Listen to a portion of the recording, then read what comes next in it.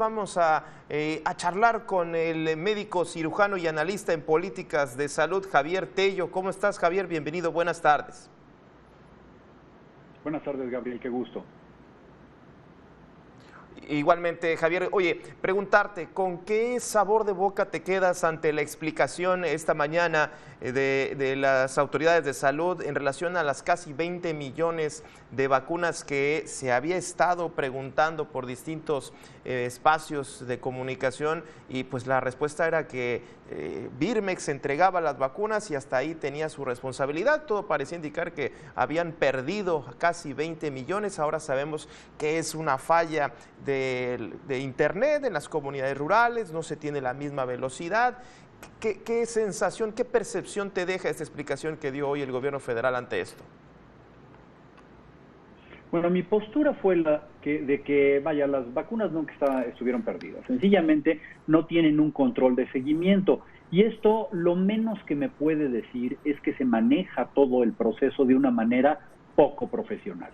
Si algo tengo yo que decir es que es poco profesional. ¿Por qué? Porque el reto más grande sanitario que tenemos en la historia de México, uno de los problemas más graves que ha habido en la historia de este país, como es la pandemia, no se puede estar manejando sobre las rodillas, Gabriel. Es increíble. Olvídate del internet, porque a mí me parece que es verdaderamente una justificación absurda, sobre todo cuando sabemos que tenemos nosotros elecciones donde los datos se manejan de una manera muy rápida y muy fluida, y lo que me está diciendo es que esto no es tan importante como para haber implementado un sistema informático robusto, un sistema que nos permitiera una trazabilidad adecuada de cada una de las vacunas. Yo lo único que quiero saber en este momento es, en tiempo real, en una computadora, en dónde está cada uno de los viales. Está almacenado, está en tránsito, está por ser aplicado, se aplicó ayer. Lo que no es aceptable es que un subsecretario de salud me diga que con unas papeletas, imagínate, llenadas a mano por un tercero, sí, con no sé qué caligrafía, se vayan a capturar después por un capturista que evidentemente comete errores, para que quién sabe cuándo después las podamos descargar de una logística. Esto es completamente absurdo.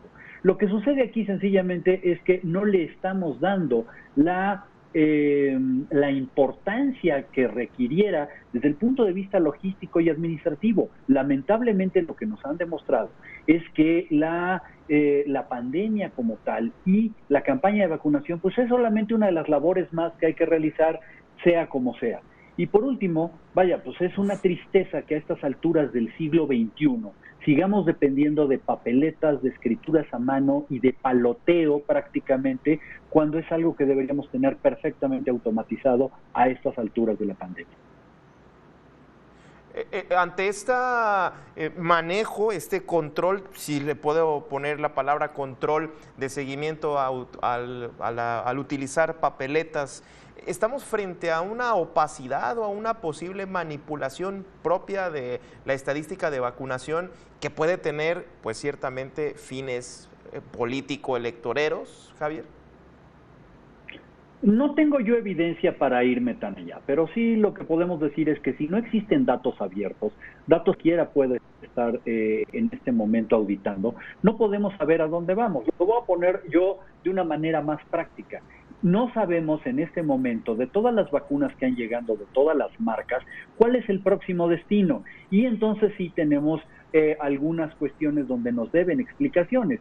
¿Por qué en una alcaldía o en un municipio del país le ponen a un grupo de edad una vacuna, por ejemplo, la de AstraZeneca, pero luego a otro grupo, pero luego el otro grupo se queda marca? ¿Por qué no hay una continuidad? ¿Por qué no hay una trazabilidad? ¿Por qué algunas personas reciben su segunda dosis a los 20 días y otros se tienen que esperar casi hasta los 60? Ese tipo de cosas no son resolvibles, pues, porque no tenemos datos inmediatos y transparentes. E insisto, este es el tipo de cosas que no deben de ser aceptables con el mayor problema de salud que hemos tenido en México.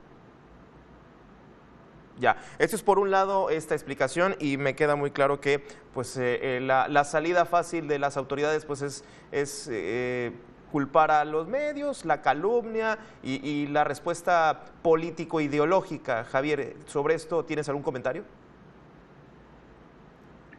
Mira, yo lo que creo es que no han querido asumir una responsabilidad de transparencia. Suceden dos cosas. Uno, es que es una administración a la que no le interesa tener una transparencia, que creen que rendir cuentas es una carga más y que no forma parte de su perfil de puesto. ¿Por qué tengo yo que estar dando explicaciones diariamente a la sociedad, no? Bueno, pues porque es la gente, el erario, quien está pagando sus salarios y quien está realmente haciendo que este gobierno funcione. Pero ese es por un lado. Pero por el otro también es ese inherente sentimiento de que si fuera algún extra, vamos a hacer mínimo indispensable, pero crear un sistema de información o crear un sistema de reporte o crear un sistema informático, eso es más pesado, eso me toma más tiempo, por lo tanto mejor no le doy esta importancia. Con vacunarlos como sea ya estamos, y eso no es aceptable en la 15ª economía más grande del mundo. Claro, claro. Y sobre todo, pues me parece que el seguimiento que pueda tener hasta con fines de investigación esta propia jornada de vacunación histórica, pues no se tiene nada de esto. Mira, te lo voy a poner en estos términos. Todos hemos escuchado, y me voy a hablar aquí de una cuestión hipotética, todos hemos escuchado de esa persona que ya estaba vacunada y ya se contagió. Seguramente puede ser cierto, no te estoy diciendo que no. Sabemos qué vacuna tenía, de qué lote, cuándo se la aplicaron. Alguien está investigando ese lote de esos pacientes vacunados que se infectaron para saber si el lote venía mal o si fue mal manejado o si la vacuna sirve o no sirve. O sea, ese tipo de detalles tan finos, si alguien se llama farmacovigilancia, y no tenemos mayores elementos para investigar, porque me están diciendo que dependo todavía de que se capturen 19 millones de papelitos que se hicieron a mano. No es aceptable. Sí. Sí, oye, ya para cerrar esta charla, arranca en algunos estados de la República, además de las fronteras, la vacunación de 18 años y más. Al saldo, el plan de vacunación, pues ya estamos, digamos, en algunos estados alcanzando el 62, 65% de la población vacunada. ¿Podemos ya estar frente a una inmunidad de rebaño, alcanzándolo en algunos estados de la República? Ni por error. Primero que nada porque la inmunidad de rebaño, para que sea realmente alcanzable con este SARS-CoV-2 y con las nuevas variantes, tiene que estar alrededor del 80% de la población general vacunada. Dos, el hecho de que tú hayas alcanzado ciertas cifras solamente en mayores de 18 años, porque esto es muy importante, no quiere decir que los menores de 18 años no se estén contagiando. Claro. Y tres, no importa que tú tengas protegida una población, y esto extrapolar hasta al mundo entero, ¿sí? No importa que tú tengas perfectamente bien protegida una población si esta población tiene comunicación con otras poblaciones. Por ejemplo, lo que quieren lograr en Canadá es abrir poco a poco sus fronteras a gente que esté vacunada. Eso no lo vas a lograr en el estado más avanzado en vacunación, porque esta población va a tener contacto con gente que no está vacunada. La realidad es que hoy en día en México apenas el 20% o poco menos del 20% de la población general tiene un cuadro de vacunaciones completas, y esto no nos sirve ni por error para tener esbozos de una inmunidad de rebaño. Tenemos que acelerar los procesos de vacunación, tenemos que ampliar la vacunación a menores de 18 años y tenemos que seguir utilizando nuestras medidas de protección personal.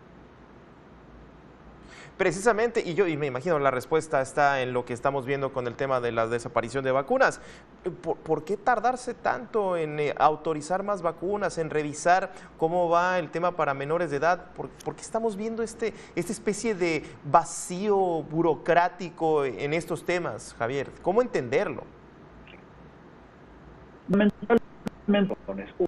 Una que llegó el momento de reconocer, después de las famosas 19 o 20 millones rezagadas, que existe una capacidad instalada y que no se puede crear más, aún tomando en cuenta los comentarios de Hugo López-Gatell de los 19 millones de papelitos. Bueno, eso significa que el sistema no nos da para hacer más cosas, es decir, están topados. Y por el otro lado también hay una cuestión donde siguen apostando al costo-beneficio. ¿Por qué, si la vacuna de Pfizer ya está autorizada por COFEPRIS en mayores de 12 años, ¿por qué no tengo un plan para vacunar a los muchachos de 12 a 17 años? Sencillamente porque quiero esperarme a ver si costo-beneficio me funciona. bueno, les tengo el spoiler del final de la película, va a valer la pena, pero si lo hacemos y lo seguimos retrasando, vamos a tener más muchachos infectados.